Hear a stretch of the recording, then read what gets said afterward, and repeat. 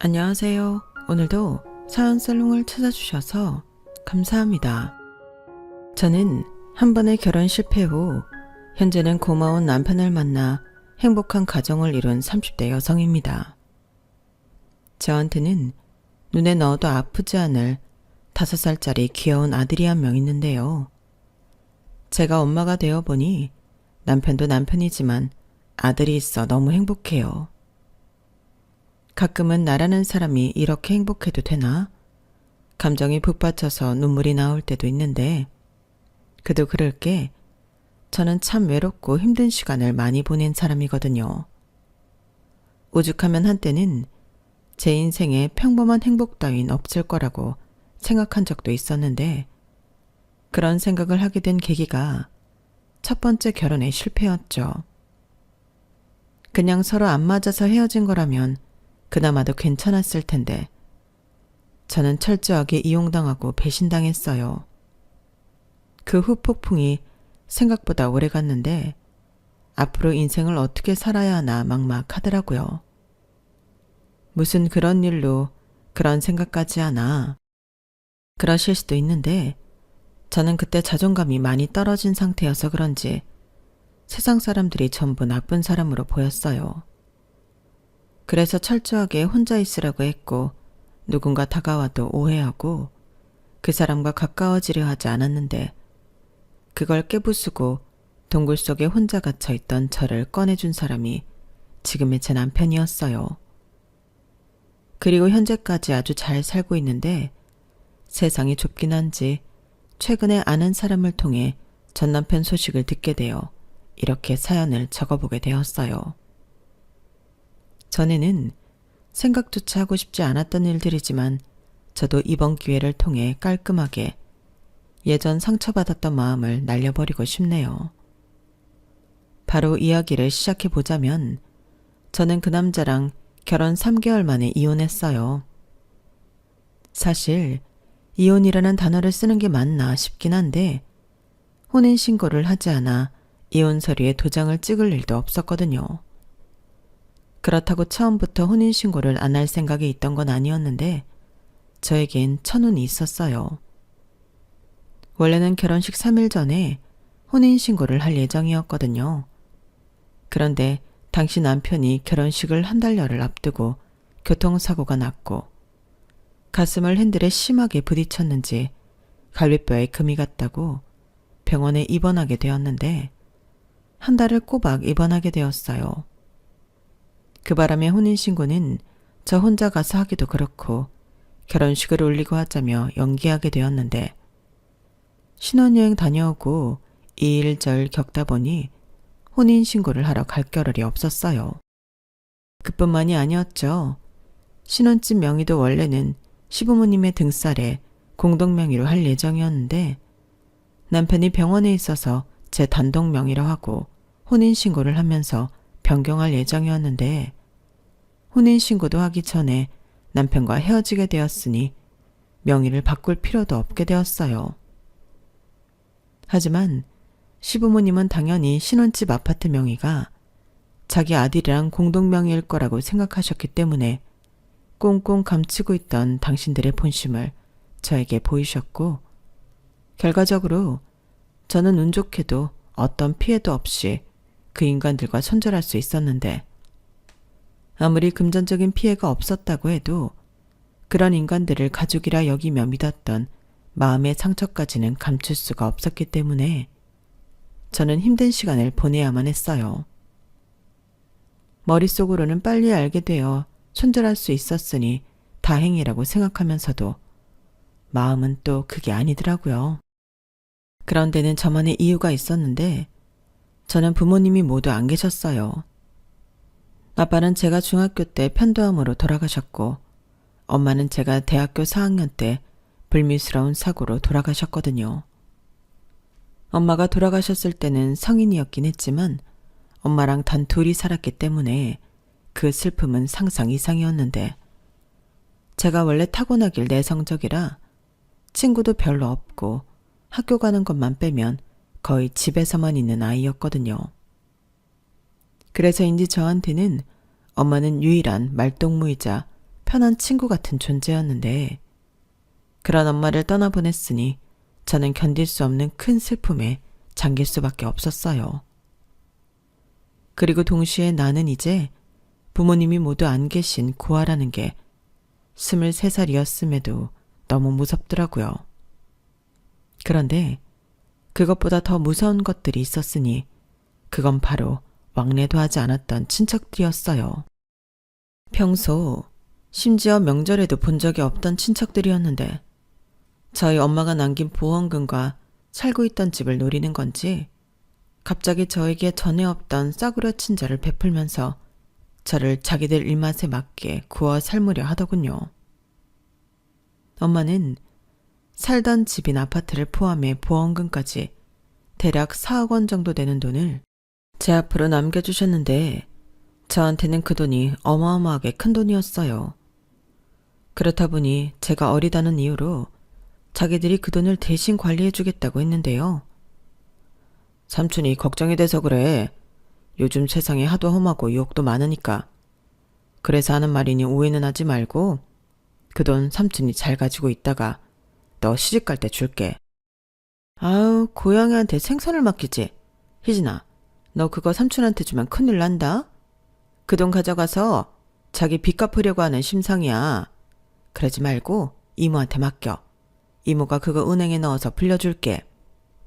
뭐래? 네가 뭘 한다고 까불어? 그리고 은행에 넣어놓는다고 돈이 불어나냐? 요즘 세상이 어떤 세상인데 은행에 돈을 맡긴대? 됐고 삼촌한테 맡겨. 삼촌이 이런 말까진 안 하려고 했는데 이번에 기가 막힌 투자처가 있어. 거기에 넣기만 하면 10배나 수익이 난대. 너 삼촌 덕에 벼락부자 되는 거야. 이거 봐봐. 다 꿍꿍이가 있었던 거야. 희진아, 절대 믿지 마. 이거 사기야. 그러지 말고 이모한테 맡겨. 이모가 이번에 이사를 가는데 보증금이 필요하거든. 보증금은 절대 안전하다. 이모가 이사 갈 때 그 돈 빼서 은행에 넣어뒀다가 너 필요하다 가면 줄게. 아니다. 이모한테 맡기고 너 돈 필요할 때마다 은행처럼 뺏어 써. 어때? 아가씨, 그만해요. 그리고 도련님도 좀 적당히 하시고요. 희진이가 지금 무슨 정신이 있겠어요? 삼촌이고 이모면 어린 조카를 먼저 챙겨야죠. 희진아, 외숙모 집에 같이 살래? 엄마도 없는데 혼자 지내기는 좀 그렇잖아. 큰삼촌이랑 외숙모랑 서로 의지하며 같이 살자. 언니, 지금 뭐 하세요? 왜 언니가 갑자기 나서고 그래요? 아, 이번에 경식이 장가 가지? 혹시 우리 언니 유산 가지고 경식이 장가 보내려고 그러는 거예요? 맞죠? 아가씨, 무슨 말을 그렇게 해요? 사람을 뭘로 보고 내가 아가씨 같은 줄 아세요? 이거 왜 이래요? 며칠 전까지 경식이 장가 보내야 한다고 돈 빌려달라고 한 사람이 누군데? 그야 가족끼리 좀 도울 수도 있는 거잖아요. 그리고 나는 아가씨나 도련님처럼 돈만 달라고 한 게 아니라고요. 여기 누가 희진이 거둘 건데요? 저는 희진이까지 거둘 생각으로. 형수, 그만해요. 여기서 형수 속이 더 뻔해요. 그리고 거두긴 뭘 거둬요? 희진이가 몇 살인데. 야, 너 형수한테 그게 무슨 말버릇이야? 그리고 애선이가 남긴 유산이면 형제의 누리목도 당연히 있는 건데 뭘 그렇게 돈을 달라고 빌빌거리는 건지 진짜 못 봐주겠다. 어? 정말이야, 큰오빠? 그럼 우리 목도 있어? 있지. 가족이잖아. 희진아, 우리 서로 공평하게 하자. 그리고 외숙모 말처럼 너 갈 데 없으면 우리 집에 와도 돼. 하물며 조카인데 삼촌이 너 외면하겠냐? 경식이 오빠 장가 가면 방도 하나 비고 언제든지 와라. 이런 식으로 자기들끼리 북치고 장구치고 난리도 아니었죠. 그러니 저는 엄마의 유산을 지키기 위해 타고난 성격에도 불구하고 저는 점점 싸움닭이 되어야만 했는데요. 법도 다행히 제 편이라 저는 돈에 눈이 먼 엄마의 형제로부터 엄마가 남긴 유산을 지킬 수 있었어요. 그리고 이걸 고마워해야 할지 모르겠지만 친척들과 싸우면서 소심했던 성격도 어느 정도 고칠 수 있었는데 그걸 대학 졸업 후 직장 생활을 하면서 가장 큰 덕을 보게 되었죠. 그래도 타고난 성격을 전부 다 고칠 수는 없었는데 싸우는 건 곧잘해도 부침성 있게 남들에게 다가가는 건 어렵더라고요. 신입사원한테는 그런 점도 필요했는데 저는 그러지 못해서 가끔은 애를 먹어야 했거든요. 그러다 저보다 1년 입사가 빨랐다는 전 남편을 만나게 되었고 정말 도움을 많이 받았는데 자기도 처음엔 그랬다며 하나하나 친절하게 알려주더군요. 게다가 자기만의 노하우라며 나름 편한 팁도 알려줬는데 그게 정말 도움이 많이 됐어요. 그러니 당연히 고마울 수밖에 없었고 제가 또 신세를 지면 갚아야 하는 불편한 성격이 있기에 저는 종종 그 남자한테 감사의 표시로 커피도 사고 밥도 사며 빚진 마음을 갚았어요. 그러다 계속 보다 보니 자연스럽게 서로 호감을 갖게 되었고 제가 부모님이 모두 계시지 않고 혼자 지낸다는 걸 알게 된 그 남자는 저한테 무척이나 세심하게 잘해줬는데요. 그게 저희 두 사람의 시작이었어요. 그리고 연인이 된 결정적인 사건이 하나가 있었는데 그때는 제가 심한 독감에 걸려 회사에도 출근을 하지 못했을 때였죠. 그때는 서로 좋아한다는 건 알고 있었지만 사귀는 사이는 아니었는데 그날 그 남자가 제가 아프다는 걸 알고는 자기도 반차를 쓰고는 제 병간호를 해주겠다고 하더라고요.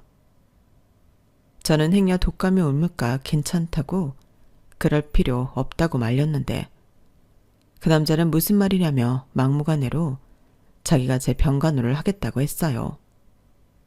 그러면서 절 위해 물수건도 이마에 올려주고 손수 죽도 끓여줬는데 그때 그 남자가 그러더라고요. 다른 건 몰라도 혼자 있을 때 아프면 그게 제일 서럽잖아 라고 하는데 제 마음이 순간 모두 그 남자에게 넘어가 버렸죠. 안 그래도 몸이 아프니 마음도 약해져서 엄마가 많이 보고 싶었거든요. 그런데 그 자리에 그 남자가 엄마의 자리를 대신하고 있었으니 사랑에 빠질 수밖에 없었고 저희는 그날의 계기로 정식 연인 사이가 되었어요.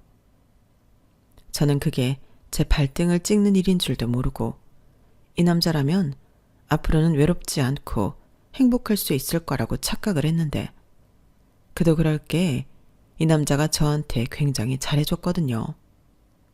그리고 저한테 저희 엄마가 남겨주신 유산이 있다는 걸 알았을 때도 그 남자는 단 한 번도 그 돈에 대해 궁금해하지 않았는데 솔직히 감동받았어요. 내가 사람을 정말 잘 골랐구나. 하늘에서 엄마 아빠가 저를 위해 이 사람을 보내준 게 아닐까? 정말 5만 가지 생각을 다 했는데 그래서 그 남자가 더 좋았어요. 그러다 기다리던 프로포즈를 받게 되었고 기쁨과 동시에 걱정이 밀려왔는데 제가 부모님이 없으니 친정이 없는 사람이잖아요. 그걸 예비 시부모님이 어떻게 생각하실까 겁이 났죠. 하지만 그 남자는 걱정할 것 없다며 자기만 믿으라고 했는데요. 실제로 만난 그 남자의 부모님은 저에게 무척 따뜻하게 대해주셨어요. 불편한 질문들도 모두 하지 않고 그저 아들한테 들었으니 그런 얘기는 하지 말자며 연신 저더러 고생이 많았다고 제 손을 잡아주셨는데 바보처럼 그게 너무 좋았어요. 그리고 좁은 평수지만 따뜻한 온기가 가득한 그 집이 좋았고 맛있는 집밥까지 제가 그리워하던 것이 전부 다 거기에 있었는데 하루라도 빨리 결혼해서 이 사람들과 가족이 되고 싶은 마음이 들더군요. 그렇게 저희 결혼은 제 걱정이 무색하리만큼 순조로웠어요. 다만 그 남자나 또 예비시댁이 경제적으로 많이 풍족한 편이 아니라서 돈 문제가 있긴 했는데 사실 그것도 문제가 될 건 아니었죠. 저에겐 저희 엄마가 남겨주신 돈이 있었으니까요. 그래서 가장 큰 돈이 들어가는 신혼집은 제가 준비하기로 했는데요.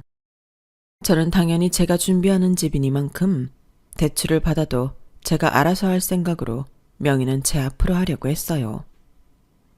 하지만 명의라는 게 예민한 문제인 건지 제 말을 들은 그 남자는 서운한 모습을 보였는데 그럼 자기는 와이프 집에 얹혀 사는 거냐고 했는데 게다가 시부모님도 한 가족이 되는데 이왕이면 공동명의로 했으면 좋겠다고 하셨어요. 요즘 젊은 사람들은 다 그렇게 한다면서 어차피 평생 함께할 부부인데 집도 공동명의로 하면 좋지. 그래 아가, 우리가 다른 뜻이 있는 게 절대 아니고 지금은 몰라도 나중엔 그런 것이 문제가 되기도 할 것 같아서. 물론 우리 새아가는 그러지 않을 거라고 믿긴 하지만 이왕이면 좋은 게 좋은 거라고 공동명의로 해라. 이렇게 그 사람들은 모두 공동명의에 목숨이라도 건 듯 강하게 공동명의를 밀어붙였는데 그땐 제가 멍청하게도 그러겠다고 했어요. 어차피 결혼하면 한 가족이 되는 건데 명의가 공동명의면 어떻고 단독명의면 어떤가 싶었거든요. 그리고 그때 당시 받은 집이 대출을 조금 받아야 했는데 그 남자가 공동명의를 해주면 대출금은 자기가 알아서 갚겠다고 했어요. 그뿐만이 아니라 자기가 생활비도 80% 부담하겠다며 나름 평등한 결혼 생활을 주장했는데 그러면 제 딴에는 나름 공평한 것 같아 그러자고 했죠. 그렇게 저희 두 사람은 서울 변두리 쪽이긴 했지만 인프라 좋고 역세권인 30평대 9억 아파트를 4억에 8,900에 매매하기로 했어요. 그런데 저에게 천운이 있었던 건지 계약서를 쓰러 가라고 한 날, 그 남자가 교통사고를 당했다며 연락이 왔고 하필이면 3중 추돌사고에서 가운데 차로 갈비뼈에 금이 가고 말았는데요. 그때는 금이 간 줄은 모르고 뼈가 부러진 것 같다며 난리도 아니었어요.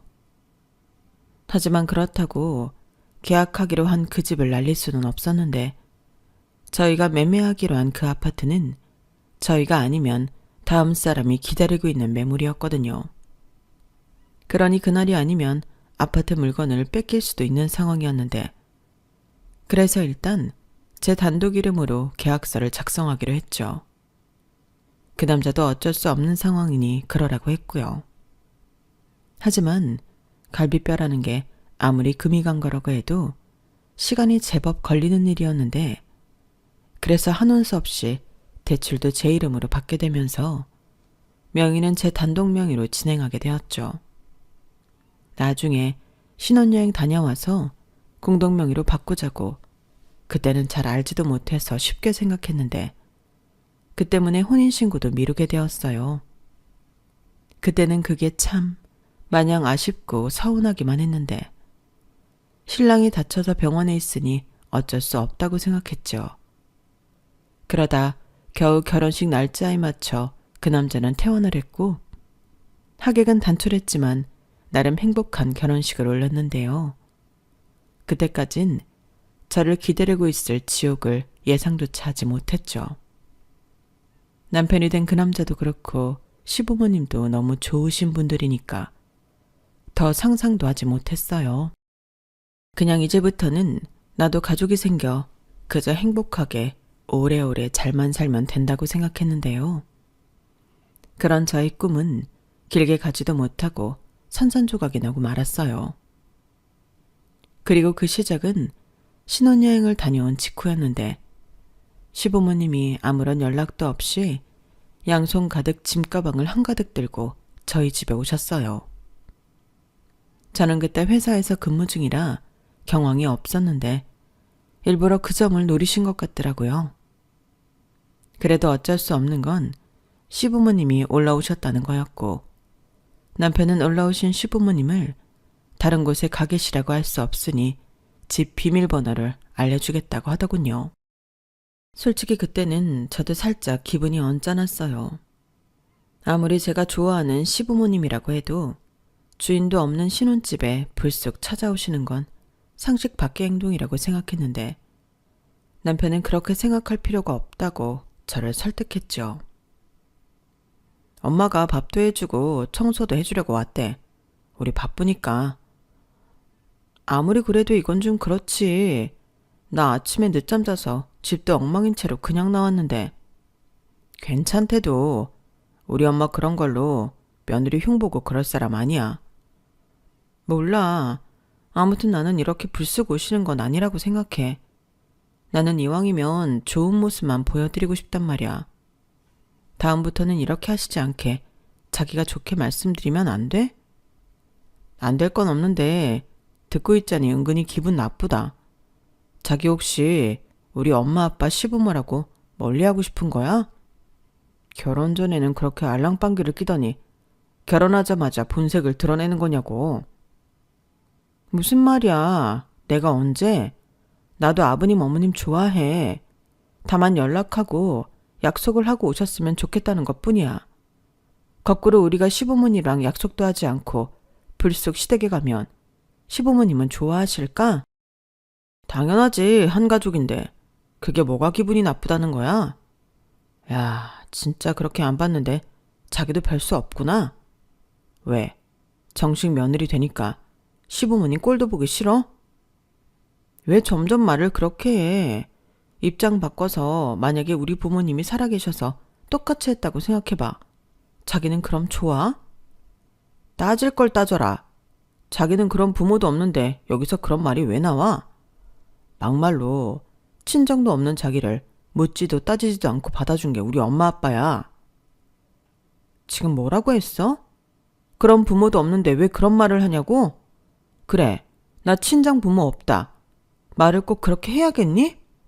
묻지도 따지지도 않고 나 받아줬으니까 나는 뭐 무조건 복종해야 한다는 거야? 그럼 며느리가 시부모한테 복종하지 명령하냐? 됐다. 나는 적어도 자기가 우리 엄마 아빠한테 그렇게 적대심 볼 줄 몰랐다. 저는 저를 나쁜 며느리로 몰아가는 남편한테 서운하다 못해 화가 났어요. 그리고 아무리 화가 났다고 해도 할 말 못할 말은 가려서 해야 하는데 저런 말을 아무렇지 않게 하는 남편을 보며 충격에 온몸이 부들부들 떨렸는데요. 그렇게 퇴근에 무거운 걸음으로 신혼집에 가니 집안은 아주 난장판이 따로 없었어요. 주인도 없는 집에서 미리 그러기로 한 건지 친구분들을 불러다 아주 잔치를 벌이고 계시더라고요. 심지어 시아버님은 술에 취해서 몸도 제대로 가누지 못하셨는데 저를 보자마자 반갑다며 껴안으라고 하셨어요. 시어머니가 그렇게 했어도 사실 싫었을 건데 시아버님이 그러시니 너무 소름이 끼쳐서 저도 모르게 시아버님을 힘껏 밀쳐버렸죠. 그 때문에 제대로 몸도 가누지 못했던 시아버님은 바닥에 나뒹구셨는데 그걸 보고 남편이 제 손을 거칠게 잡고 안방으로 갔어요. 그러고는 무슨 짓이냐며 불같이 화를 냈는데 오히려 저를 이해해주지 못하는 남편이 야속하더라고요. 낮에 회사에서 부딪혔던 일도 아직 가시지 않았는데 연속해서 이런 일이 생기니 저는 아무 말도 하고 싶지 않다고 남편더러 저 상황을 수습하라고 했어요. 그리고 저는 안방에서 그날 아침이 오도록 나가지 않았는데 다음날 아침 시부모님은 숙취에 힘들어하시며 저더러 해장국을 끓여보라고 하시더군요. 며느리도 봤으니 이제 당신들도 대접받고 살겠다고 하셨는데 그게 농담인지 진담인지 저는 상관없이 기분이 나빴어요. 해장국이요? 저 그런 거 못 끓이는데요. 그리고 어머님 아버님 아무리 기분이 좋으시다고 해도 어제 같은 일은 안 만들어 주셨으면 좋겠어요. 어제 일은 기억하세요? 자기 지금 뭐해? 이젠 하다하다 시부모한테 아침부터 시비 트는 거야? 됐다. 민석이 너는 조용히 있어. 그리고 아가, 너 말이 왜 그러냐? 그래, 시부모가 어제 술 좀 마셨다고 이렇게 함부로 해? 기억은 하냐니? 어디서 배워먹은 버르장머리야? 아무리 부모가 없다고 해도 그러면 쓰나? 아버님, 왜? 어른이 말씀하시는데 어디서 말을 끊어? 아무래도 너는 다시 교육을 좀 받아야겠다. 당신 며느리 교육 똑바로 시켜. 알겠어, 그만해. 출근해야 하는데 왜 애를 아침부터 잡아? 너 네 시아버지 말 고깝게 들을 거 없다. 다 피가 되고 살이 되는 말이야. 우리가 뭐 너 괴롭히려고 일부러 왔겠니? 그리고 어제는 우리 아들이 이렇게 좋은 아파트를 장만했으니 축하하자는 의미로 모인 거였어요. 그마저도 네가 와서 분위기 흐려놨잖아. 그럼 죄송합니다 할 것이지. 해장국도 못 끓인다고 하고 어디서 그런 싸가지 없는 말을 써? 내가 처음이니까 봐주는 거야. 우리 당분간 여기 있을 거니까 그동안 내가 너 살림도 가르쳐주고 인간 교육도 좀 시켜줘야겠다. 저는 시부모님의 달라진 태도와 어이없는 말에 입이 떡하고 벌어졌어요. 그럼 남편이라도 똥인지 된장인지 구별하고 왜 그러시냐고 이렇게 막무가내로 나오시면 안 된다고 말을 할 법도 한데 그 인간은 자기 부모 뒤에 숨어 낄낄거리고 있었어요. 그 모습에 저도 약이 바짝 오르고 감정이 좋지 않았는데 그날 하루 종일 남편을 없는 사람으로 여겼어요. 남편과 제가 사내 커플이자 부부인 만큼 그게 장점이라고 생각했다면 그게 단점이기도 했거든요. 그날 하루 종일 꼴도 보기 싫은 얼굴을 봐야 하니 정말 짜증이 났는데 그래서 일부러 더 외면하고 싶었네요. 당연히 주변에서는 저의 그런 태도를 보고 자기들 싸웠니? 딱 봐도 부부싸움 했네. 라며 대수롭지 않다는 듯 말했는데요. 남편은 주변 시선을 의식하는 것 같았지만 저는 아니었어요. 아무리 생각해도 속았다는 생각을 지울 수가 없었는데 당연히 혼인신고도 하지 않았기에 저는 아니다 싶으면 결단을 내릴 각오가 되어 있었어요. 그렇기 때문에 신혼집 아파트도 공동명의로 할 생각이 전혀 없었는데 그래서 대출금도 혹시 몰라 제가 그냥 제 월급에서 갚아나갔어요. 그런데 웬걸요. 대출금은 자기가 갚겠다던 남편은 첫 달부터 모르쇠를 하기 시작했는데 그러면서 공동명의로 언제 바꿀 거냐며 저를 채근하더군요. 남편 말로는 시부모님은 저희 아파트가 공동명의인 줄 알고 있다며 만약 아파트가 제 명의라는 걸 알면 시끄러워질 거라고 했는데 저는 그러라고 했어요. 뭐야? 자기 진짜 이럴 거야? 왜? 갑자기 공동명의로 하려니까 아까워서 그래? 아깝다기보다 내가 좀 속은 것 같아서 그래. 어머님 아버님 태도 변한 것도 그렇고 자기도 그렇고. 아니야. 결혼이 무슨 장난이야? 괜히 엄한 사람 잡지 말고 명의 바꾸자. 명의는 바꾸고 싶으면서 왜 대출금 얘기는 안 물어봐? 자기가 낸다며. 생활비도 80% 내겠다고 하지 않았어? 아, 그거 내가 이번 달에 여유자금이 없어서 그래. 우리 결혼하면서 돈 많이 썼잖아. 에이, 부부끼리 네 돈 내 돈이 어딨냐? 웃겨. 그렇게 네 돈 내 돈이 어딨냐고 하면서 왜 내 명의로 된 건 싫은 거야? 내 명이든 네 명이든 부부인데 상관없잖아. 그 인간은 제가 이렇게 말하자 당황한 듯 아무 말도 하지 못했어요. 그리고 이렇게 하다가는 제가 공동명의를 해줄 것 같지 않으니 결혼 전처럼 저에게 잘해주려고 노력했는데 이젠 그것도 다 꿍꿍이가 있어 그러는 것 같아 싫어지더군요. 게다가 시부모님은 당신 집은 춥고 따뜻한 물도 잘 나오지 않는다며 댁으로 돌아갈 생각이 없으셨는데 그 와중에도 계속 친구, 지인, 친척들을 불러 놀기 바쁘셨어요. 그럴 때면 자기 아들이 장만한 아파트라며 자랑을 빼놓지 않고 하셨는데 그러다 제가 우연히 듣게 된 말이 하나 있었죠. 자기들이 얼마나 시끄럽게 놀았는지 제가 들어왔음에도 그 소리를 못 듣고 계속 떠들고 있었는데 인간이 그렇게 경멸스러울 수가 없었어요. 우리 아들이 착해서 아무것도 없는 고아를 자기 색시로 삼았잖아. 쥐뿔 아무것도 안 해왔는데 어쩌겠어. 우리 아들이 좋다고 하는데 그래서 우리도 그냥저냥 품기로 했지. 그래도 애는 착해. 부모 없는 게 걔 잘못은 아니잖아. 아우 형님도 참 어쩜 그렇게 마음이 넓으셔? 우리 민석이가 형님을 닮았네. 나는 또 고아랑 결혼을 시킨다길래 며느리가 돈이 많은가 했지. 어머, 동서도 참 못 말려. 그러게 돈이라도 많았으면 그것도 나름대로 좋았겠지. 그래도 어째? 없는 돈을 어디서 만들어 오라고 할 수도 없잖아. 그래도 우리 아들이 잘 버니까 괜찮아. 지가 서방복에 있는 거지. 그러니까 어디 가서 이런 서방이랑 시부모를 만나?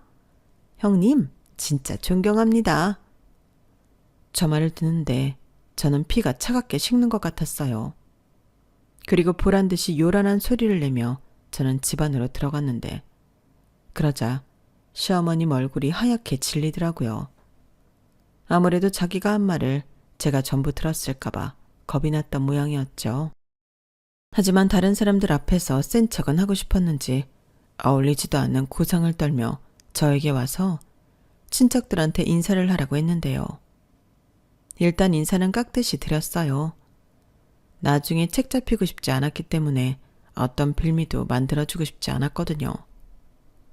그리고 저는 일부러 시어머니를 향해 웃으며 오늘도 되게 안 가셨네요. 경비 아저씨가 조용히 좀 해달라고 연락이 왔어요, 어머니. 계속 이렇게 다른 집에 민폐 끼치면 저희 얼굴 들고 여기 못 살아요. 라고 말했는데 그 소리를 듣자 시어머니 얼굴이 울그락불그락 장난이 아니더군요.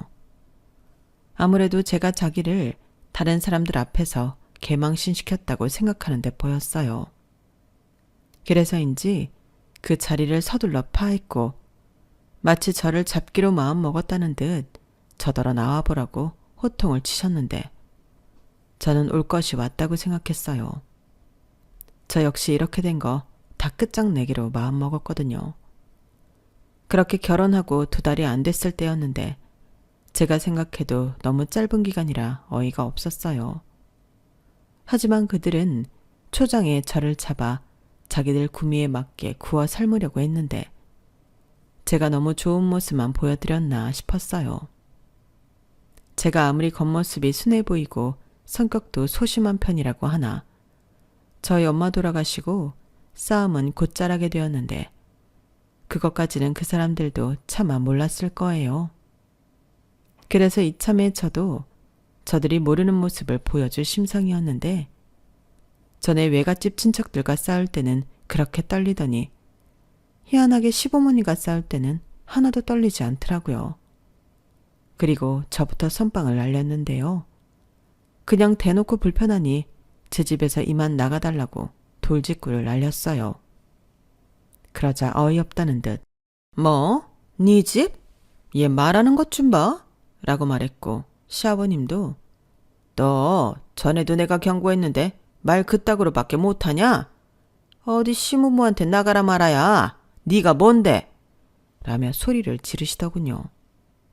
저는 그 목소리들도 전부 녹음하기 시작했어요. 이윽고 타이밍도 좋게 남편이 퇴근했고 제가 자기 부모랑 싸우고 있으니 화들짝 놀라 뛰어왔는데 전에 제가 겁을 한번 줘서 그런지 안절부절 못하더군요. 그래서인지 자기 부모한테 그러지 말라고 웬일로 제 편을 들었는데 이미 이성을 잃은 시부모님은 자기 아들의 만류에도 멈추지 못했어요. 아마도 자기들이 아쉬울 것이 없다고 생각해서 더 과감하게 행동하는 것 같았는데 이윽고 자기들은 자기 아들 집에 있는 거니 저는 빠지라고 하더군요. 그 말을 듣는데 정말 웃겼어요. 무슨 사이좋게 기억 상실증이라도 걸린 건지 제가 이 아파트를 저희 엄마 유산으로 샀다는 걸 잊어버린 것 같았는데 잊어버렸다면 다시 생각나게 해드려야죠. 어머니, 아버님, 이 집 아드님 집 아니고 제 집이에요. 잃어버리셨나 본데 저 무일푼으로 시집 온 거 아니고요. 이 집 저희 엄마 유산으로 샀잖아요. 어머?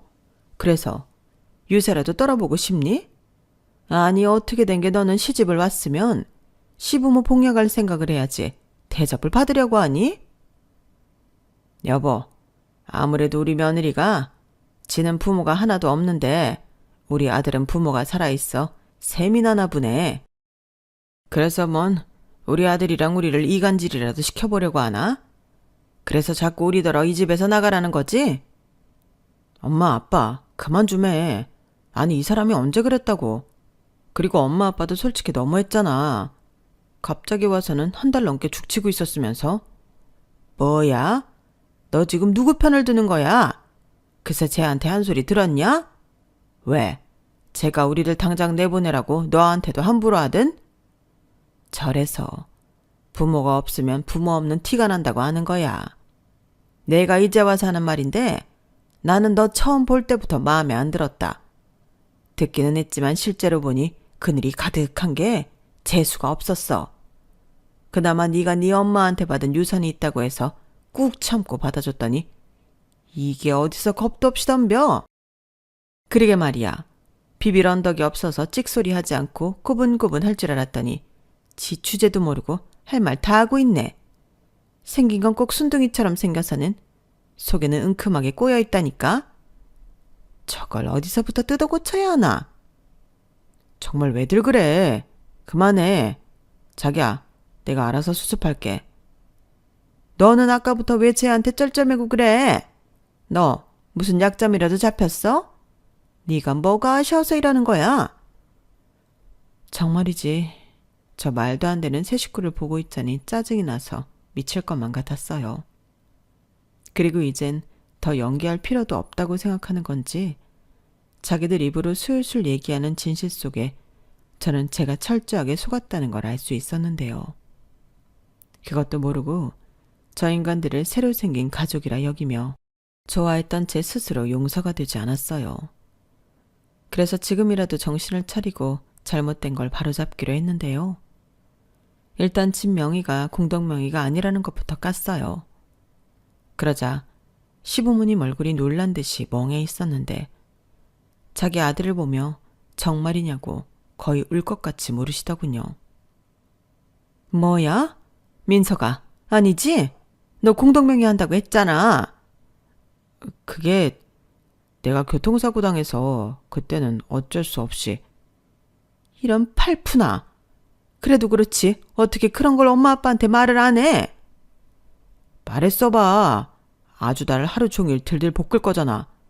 그래서 내가 조만간 하려고 분위기 잡고 있었는데 엄마 아빠가 망쳤잖아. 네가 말을 안 하는데 우리가 어떻게 알아? 우리는 그것도 모르고 집도 팔고 여기 눌러 앉으려고 온 건데. 뭐? 엄마 아빠 미쳤어? 그 집을 왜 팔았어? 그럼 그 돈은?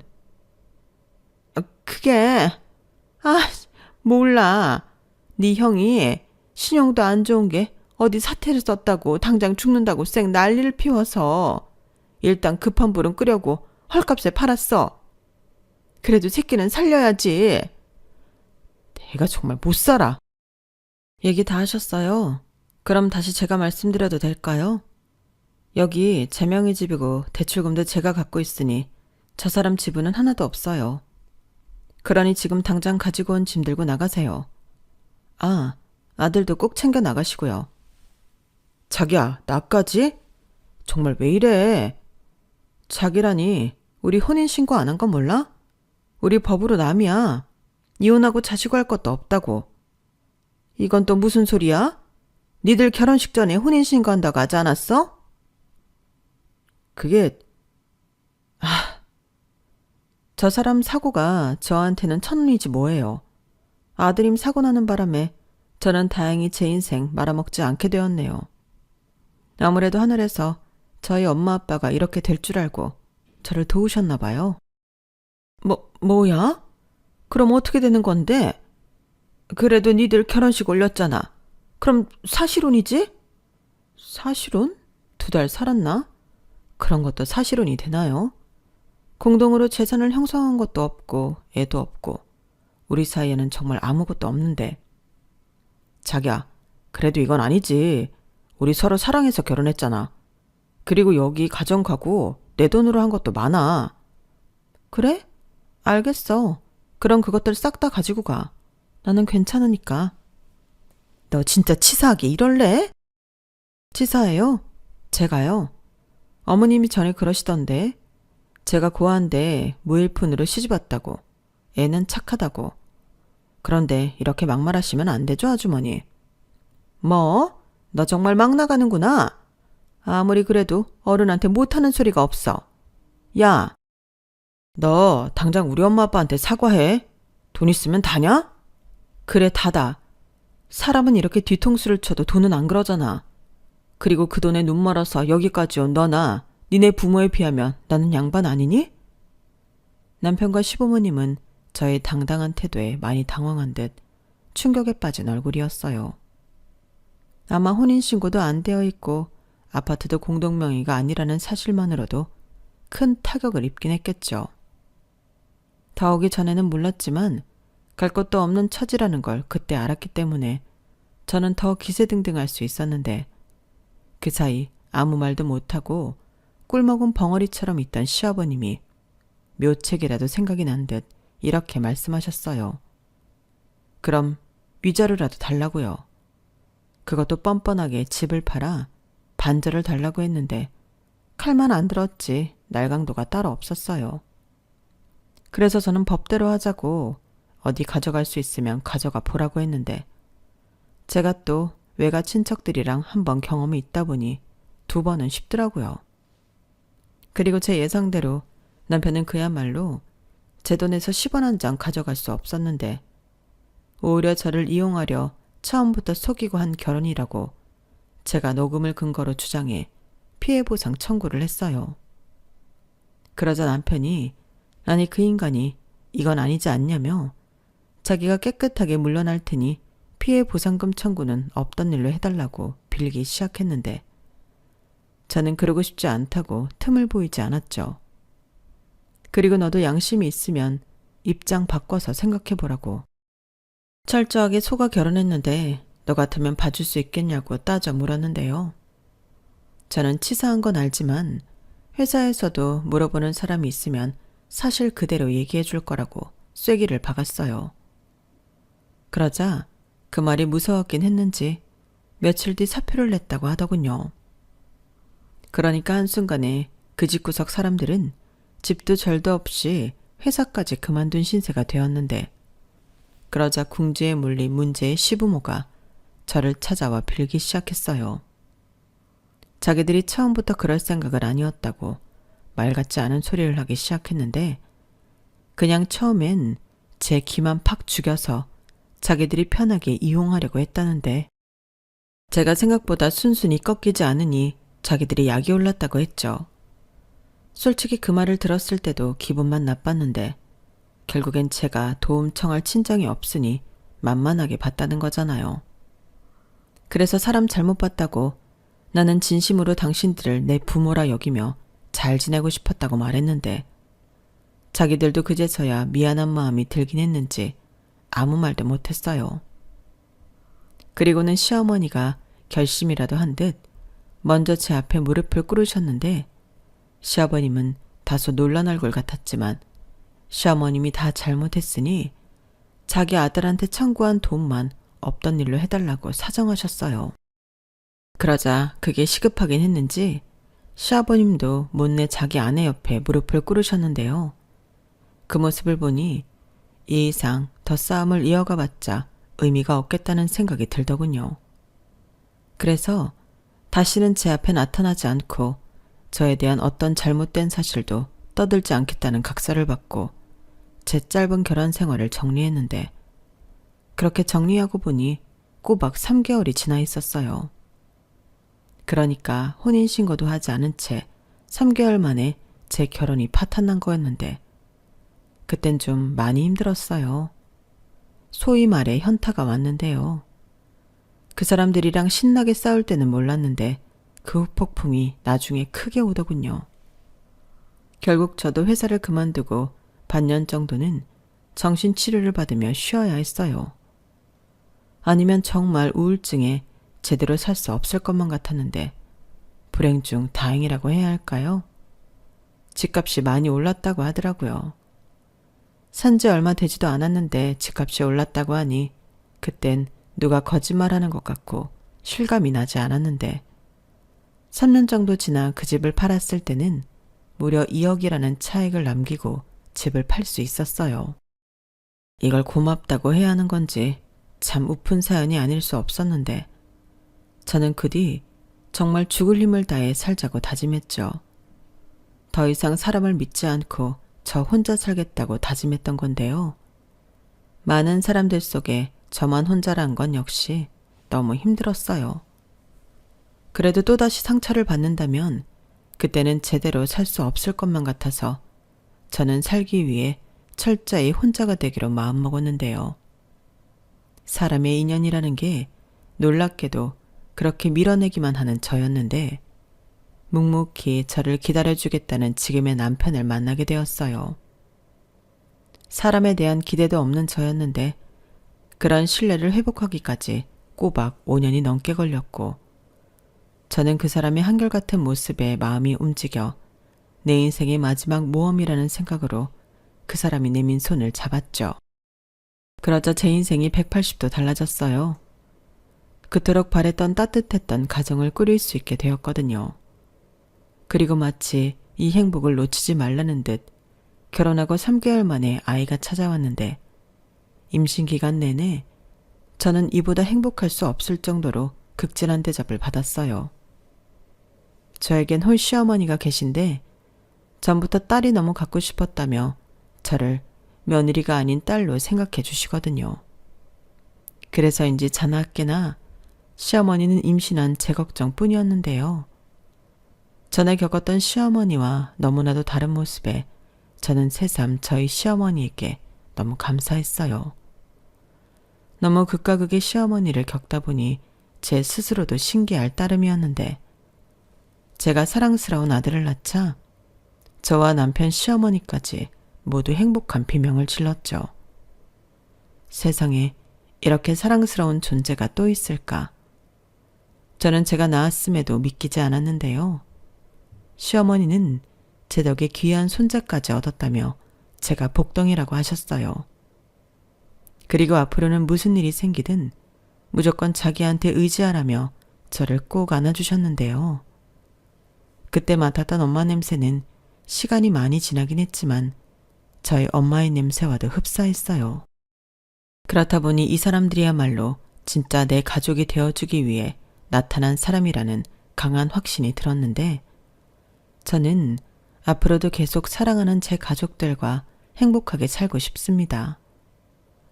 행복이라는 두 글자가 한때는 너무 닿을 수 없이 멀게만 느껴졌던 저였는데 이렇게 매일 행복을 느끼며 살 수 있게 해준 제 사랑하는 가족들에게 이 자리를 빌어 감사한 마음을 전하고 싶어요.